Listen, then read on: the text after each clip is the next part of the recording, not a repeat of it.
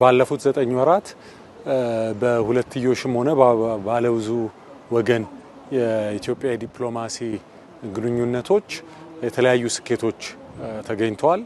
ከዚህ ውስጥ መጠቀስ የሚችሉት ኢትዮጵያ በብሪክስ መድረክ ውጤታማ ተሳትፎ አድርጋለች። የአፍሪካ ህብረትን ውጤታማ በሆነ መንገድ አስተናግዳ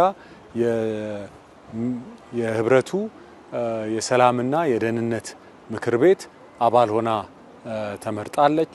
እንዲሁም ከአጎራባች ሀገራት ጋር በተለይ ከወደብ እና ከባህር በር ጋር በተገናኘ ከጎረቤት ሀገር ጋር የነበረ አለመግባባትን በሰላማዊ ዲፕሎማሲያዊ መንገድ መፍታትና በዓለም አቀፍ ደረጃም የኢትዮጵያ የባህር በር ጉዳይ የተሻለ ተቀባይነት እንዲያገኝ ማድረግ ተችሏል።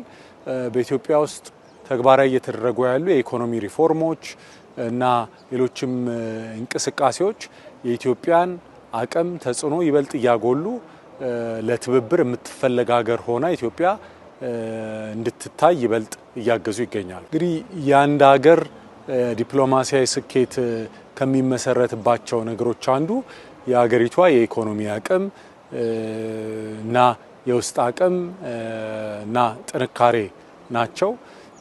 የማክሮ ኢኮኖሚክ ማሻሻያዎች ከዛ ጋር ተያይዞ የሚመጡ ውጤቶች ሀገራችን በቀጠናው ተጽዕኖ ፈጣሪ እንድትሆን ኢትዮጵያ በመሰረተ ልማት ከጎረቤቶቿ ጋር ከቀጠናው ሀገራት ጋር በመቀናጀት በኃይል አቅርቦት ከኬንያ፣ ከሱዳን፣ ከታንዛኒያ ከሌሎችም ሀገራት ጋር እየፈጠረችው ያለው ትስስር የኢትዮጵያ የኢኮኖሚ እድገት የኢትዮጵያ ልማት በኢትዮጵያ ብቻ ታጥሮ የሚቀር ሳይሆን ለቀጠናችንም ለጎረቤት ሀገሮችም አቅም የሚሆን እንደሆነ በተጨባጭ እየታየ ያለ ነው። ከጊዜ ወደ ጊዜ የተቋም ግንባታ አቅምን ማጠናከር ላይ የሚሰሩ ስራዎች በቀጣይነት በስፋት የምንሰራቸው ስራዎች ይኖራሉ።